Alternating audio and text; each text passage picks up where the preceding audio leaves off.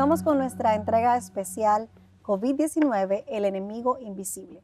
Antes de irnos a la pausa anterior, hablábamos acerca de otras pandemias, de un poco de historia, hicimos también una comparación con otras problemáticas a nivel mundial y ahora quisiera como poner en perspectiva esta pandemia, pero en la presente generación. O sea, esta pandemia en medio de la generación que nos ha tocado vivir.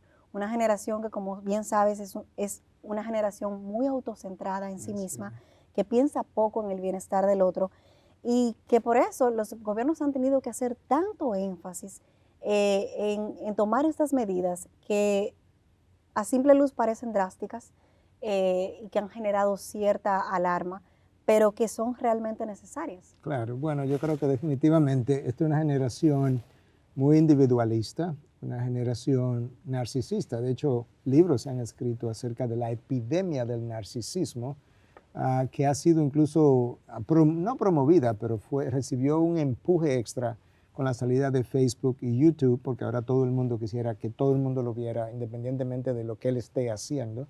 Entonces, esa generación no es una generación con fortaleza de carácter, es una generación narcisista, pragmática, autocentrada, como dijiste. Es una generación que básicamente vive para sí mismo. Las generaciones anteriores supieron vivir en comunidad, supieron ayudarse mutuamente y tenían un sentido del deber hacia la sociedad común. Si tú comparas esta generación, y el análisis se ha hecho, con la generación que salió de la Segunda Guerra Mundial, que pasó por la escasez, que pasó por los millones de muertos, las carencias de todo tipo, esa fue una generación de una fortaleza de carácter increíble. Y eso permitió que, a pesar de la destrucción masiva que la Segunda Guerra Mundial causó, el mundo occidente pudiera recobrarse relativamente rápido del desastre en que había quedado. Esa no es la generación que nosotros tenemos hoy. Esta es una generación que, como hemos visto incluso en videos y demás, es una generación que básicamente está por el placer, la diversión. Es una generación que ha sido conocida precisamente por evitar el dolor, pero la manera de evitar el dolor es en la diversión de todo tipo. Y en medio de eso llega esta epidemia. Y no es verdad que esa generación va a poder manejar o va a saber manejar los riesgos, los peligros y las complicaciones que una pandemia pudiera traernos. Yo creo que eso es un punto muy bueno que tú has tocado. Hay un video que me llegó a través de las redes sociales y que entiendo que una cadena de noticias estadounidense fue la que reportó y grabó el video a jóvenes creo que fue en la Florida, donde están ahora mismo en esta época del año en lo que se denomina en inglés Spring Break, y estaban entrevistando a una serie de jóvenes y las respuestas de los jóvenes para mí fue alarmante. Desde tengo que vivir mi vida, lo que pasará, pasará, no, como que Me arruinaron mis vacaciones. me arruinaron mis vacaciones, yo este año cumplo 21 años y nadie me lo va a arruinar, o sea, vamos a hacer lo mejor de lo que podamos. Una incluso dijo, vamos a emborracharnos hasta como que we passed out, como que nos desmayemos y como que no pensemos tanto en esta situación actual. Y la verdad es que es alarmante. Y escuchando estos videos me recordé de la cita de 2 de Timoteo 3, del 1 al 5, donde nos habla de cómo serán los últimos tiempos. Y quería entonces traerla en esta ocasión, leerla y revisarla contigo y que hablemos entonces un poquito de quizás también de ¿en qué consisten los últimos días? ¿Estamos en los últimos días? ¿Qué tú piensas a nivel bíblico si realmente estamos viviendo real y efectivamente los últimos días? Leo ahora 2 de Timoteo 3, del 1 al 5, dice, pero debes saber esto, que en los últimos días vendrán tiempos difíciles, porque los hombres serán amadores de sí mismos, avaros, jactanciosos, soberbios, blasfemos, desobedientes a los padres, ingratos, irreverentes, sin amor, implacables, calumniadores, desenfrenados, salvajes, aborrecedores de lo bueno, traidores, impetuosos, envanecidos, amadores de los placeres en vez de amadores de Dios, teniendo apariencia de piedad, pero habiendo negado su poder, a los tales evita. Este versículo, este capítulo y estos 5 versículos, tú los lees y tú piensas que lo acaban de publicar, Lo leíste literalmente. en el periódico esta mañana. Exacto, que lo leíste en el periódico del día de hoy. Así es. ¿Es esta la generación, tú podrías decir, o esta ha sido la generación, o en qué se diferencia esta generación de generaciones Bueno, anteriores? Yo creo que vale en la términos pena, bíblicos. vale la pena hacer dos observaciones. Una, nota que Pablo le está escribiendo a Timoteo y habla de los últimos días. Es una expresión usada para referirse al tiempo inmediatamente después de la resurrección de Cristo. Estos son los últimos días. De acuerdo. Y una de las formas, como tú puedes ver, que Pablo le está hablando a Timoteo y se está refiriendo a sus tiempos también, es la manera como termina el texto cuando Pablo le dice a Timoteo, a tales evita. O sea que Pablo entiende Claro, que él mismo iba a tener enfrentar hombres de ese tipo. De acuerdo. Lo que nosotros sí hemos visto, Elaine, con el paso del tiempo y las generaciones, es que estas cualidades han ido en creciendo, han ido en aumento. Y nosotros yo creo que estamos viendo como un clímax de este tipo de generación. Y una de las cosas que ha propiciado esta generación es este tiempo postmoderno, donde todo el mundo piensa que no hay una verdad absoluta, todo es relativo, por tanto tu opinión es tan válida como la mía y tus valores deben ser tan buenos o tan válidos como los míos. Entonces esta es una generación que no tiene un marco de referencia para su conducta, porque es una generación donde es una generación que todo lo considera conforme a su propia opinión. Estamos como de regreso al tiempo de los jueces de que habla la Biblia, donde cada cual hacía lo que le parecía bien a sus propios ojos.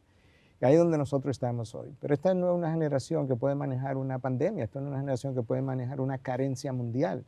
Esta no es una generación que va a saber preocuparse por el otro y enfrentar las cosas de forma comunitaria. De manera que la pandemia tiene muchas cosas que enseñarnos, si nosotros tomamos este tiempo para reflexionar. ¿Podríamos decir que el denominador común entonces es el corazón del hombre? Definitivamente, que ha sido desde la caída de Adán y Eva, para aquellos de nosotros que creemos en el relato bíblico, es ese corazón que se ha desviado y que se ha alejado de Dios, el que ha ido cosechando una generación tras otra, niveles cada vez mayores de pecado. Y ese corazón pecaminoso y desviado no se cansa nunca de inventar nuevas formas de pecar. Pero definitivamente que es un corazón autocentrado, egoísta, como hemos venido hablando. Yo creo que este es un tiempo bueno para la iglesia reflexionar, para todo el mundo reflexionar, pero sobre todo la iglesia, que realmente le ha salido al frente a todas las pandemias, literalmente. Tú lees la historia y es increíble la manera como los cristianos han servido de sal, de luz, de apoyo, cuidado al otro en todas las pandemias que han ocurrido, tomándose los riesgos que haya que tomar. Y por eso nosotros entendemos que esta es la hora de la iglesia, esta es la hora de la iglesia levantarse y brillar, y los cristianos levantarse y brillar como luminares en el cuidado de aquellos que están siendo afectados por la pandemia actual. Hay un artículo que leí en la página web de Coalición por el Evangelio, fue un artículo que fue traducido al español y que fue escrito por el pastor de la Iglesia Evangélica de Nápoles, en Italia. Se llama Mark Oden. Bueno enfatizar que es en Italia donde están teniendo este problema. Exacto. Entonces este pastor italiano, o de Italia, no sé si es italiano, pero está en Italia, escribió un artículo acerca de 8 cosas que el coronavirus debe enseñarnos. Y es sumamente interesante, quería revisar contigo esos 8 postulados o puntos para entender un poco por qué el ser humano en medio de esta pandemia y esta generación en específico está respondiendo como está respondiendo. Y lo primero que él dice, que nos ha enseñado, es que somos frágiles. Nuestra fragilidad como seres humanos, ciertamente somos débiles.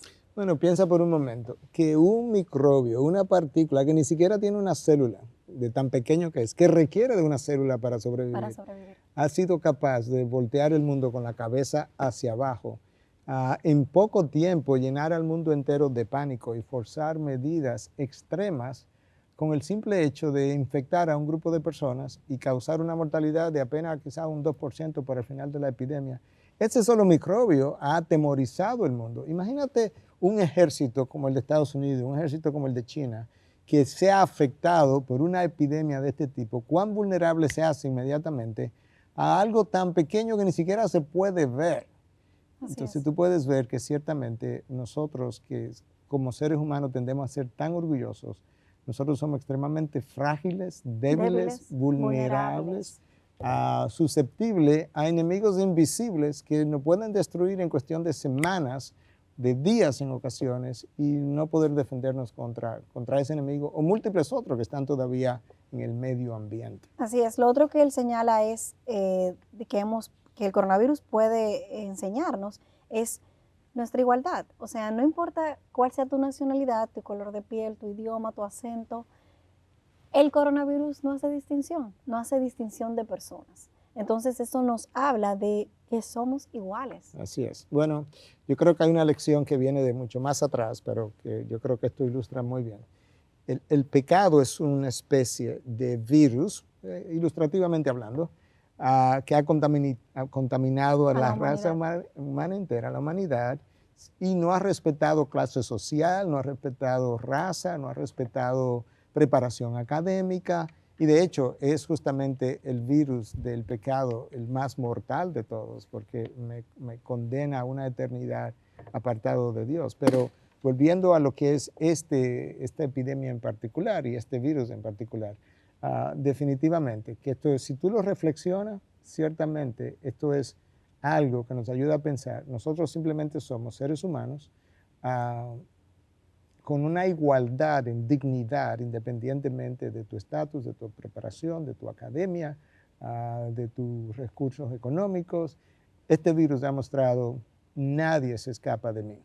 Okay, todo el mundo puede afectar de la misma manera. Reflexionemos sobre eso y pensemos, somos parte de un género humano y de una comunidad.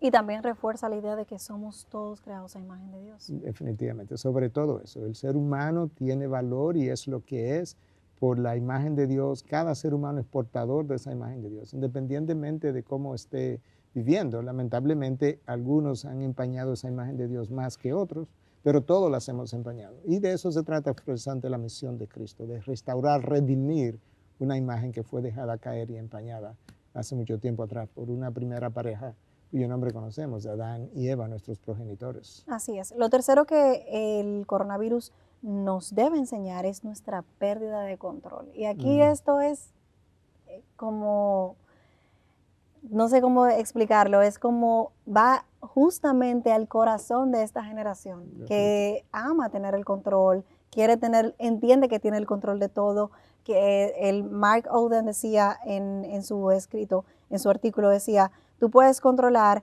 partes de tu casa con un control remoto, vía internet, puedes mover dinero a través de la plataforma, esta generación entiende que tiene el control de todo, porque todo lo hace de forma remota, todo lo hace de forma, no depende de otra persona para hacerlo. Sin embargo, esta enfermedad, esta pandemia ha demostrado que nosotros no tenemos el control de absolutamente nada, que esto vino como a desinflar la burbuja en la que vivimos, donde creemos que tenemos el control, pero realmente no lo tenemos. Bueno, yo creo que gran parte del pánico creado es la pérdida de control.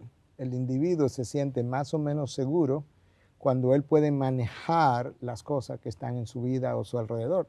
Y de ahí la razón por la que la gente se ha vuelto tan controladora del otro, de mis cosas, precisamente porque eso es lo que a mí me da seguridad.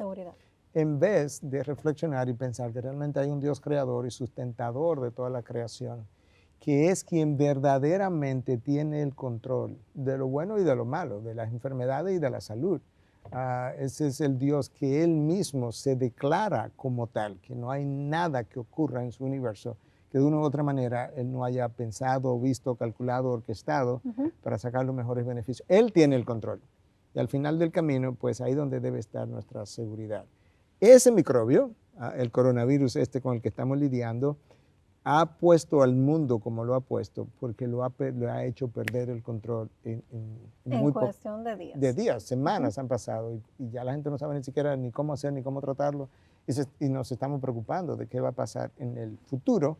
Lo vamos a poder tratar, lo vamos a poder inmunizar la población o no lo vamos a poder hacer. Y si viene otro después de de nuevo enfatizando, no sabemos. Estamos fuera de control. El otro punto es que el coronavirus debe enseñarnos. Él señala que es el dolor que compartimos al ser excluidos y al ser rechazados. Y esto yo creo que ya lo vimos a través de las noticias cuando dentro de Estados Unidos personas de China o de Japón fueron básicamente maltratados por haber circulado normalmente sin tener absolutamente nada, o sea, pero al final como se origina en un lugar, ya estas personas, los asiáticos, han sido como etiquetados. Ujú. Entonces, ciertamente estar aislado, estar recluido, no se siente bien, no se siente, uno siente un rechazo, uno siente nosotros fuimos creados para relacionarnos, no para estar aislados. Ujú. Entonces, ciertamente, este dolor de ser excluidos, de ser aislados, de ser rechazados, lo compartimos todos. Bueno, yo creo que eso nos debe llevar a la reflexión de cuando nosotros hemos rechazado a otros Así es. por cosas que no tienen ni siquiera que ver con Nada. enfermedades, a veces por estatus económicos Ujú. o cosas o falta de preparación, educación, cosas similares, raza. Ujú. Hemos sido prejuiciados contra Así eso. es. Entonces, hoy en día, cuando yo me infecto con este coronavirus, pues yo me siento prejuiciado cuando voy a una emergencia y el hospital me dice, o la clínica me dice, no, yo no lo puedo tener aquí. Quizás trabajaste para esa clínica por años y ahora la clínica a la cual tú le diste años de trabajo te dice, no, yo no te puedo tener porque yo no me puedo tomar el riesgo de tenerte. Entonces, tú experimentas el dolor del rechazo, pero se nos olvida que muchas veces nosotros hemos hecho la misma cosa y yo creo que esto es un buen tiempo para recordarlo. Así es. Y otro punto es la diferencia entre temor y fe. ¿Cómo manejamos el miedo? ¿Cómo realmente procesamos todo esto? ¿Dónde cruzamos la raya entre, la Biblia es muy clara en decir no temas, no temas, no temas? ¿Dónde podemos encontrar un balance en medio de estas circunstancias? Bueno, yo creo que no hay duda que la humanidad, la historia bíblica y la historia secular, ambas han mostrado que el mundo vive manejado, dominado, empujado por el temor. Definitivamente. Eso fue una de las experiencias primeras de Adán cuando pecó, que experimentó temor y se escondió de Dios. Desde ese momento, el hombre ha estado atemorizado de sus circunstancias, de aquello que le puede amenazar a su vida, a su estatus, a su seguridad, a su salud. Entonces, ahora mismo, nosotros estamos en medio de este pánico, de este temor, justamente porque no sabemos qué hacer. Pero mi temor frecuentemente es directamente proporcional a mi grado de fe en el Dios que está en control de todas mis circunstancias. Bueno, Mi vida no depende de un microbio que invada mis células, mi vida depende de un Dios que controla los microbios y un Dios que tiene mi vida en sus manos y un Dios que determina el día que yo entro y el día que yo salgo de este mundo. Y eso explica muchas veces cómo pacientes jóvenes que debieron haberse salvado de alguna enfermedad o en algún accidente murieron y y otros que... como pacientes, por ejemplo, como la de China que reportaron los medios electrónicos, noticias, que una señora de 103 años Así es. se fue a casa Ujú. luego de haber tenido el Y coronavirus. sobrevivió. Así es. Porque al final del camino, ciertamente hay cosas que nosotros como seres humanos podemos hacer y que los médicos podemos intervenir y cambiar, pero hay cosas que solamente el Dios sustentador determina. Y eso es el fin de mi vida. Yo me voy de este mundo cuando soy llamado de este mundo al próximo, y eso tiene que ver con Dios y su orquestación de toda la vida. Vamos a hacer una pausa y cuando regresemos entonces vamos a hablar de 3 últimos puntos que me quedaron con relación al artículo y entonces poner en contexto ya para finalizar cuál es nuestro llamado como cristianos, qué es lo que Dios espera de nosotros en este tiempo y cómo podemos ser lo que usted dijo, sal y luz en medio de estas circunstancias. ¿Cómo no? Quédese con nosotros, regresamos.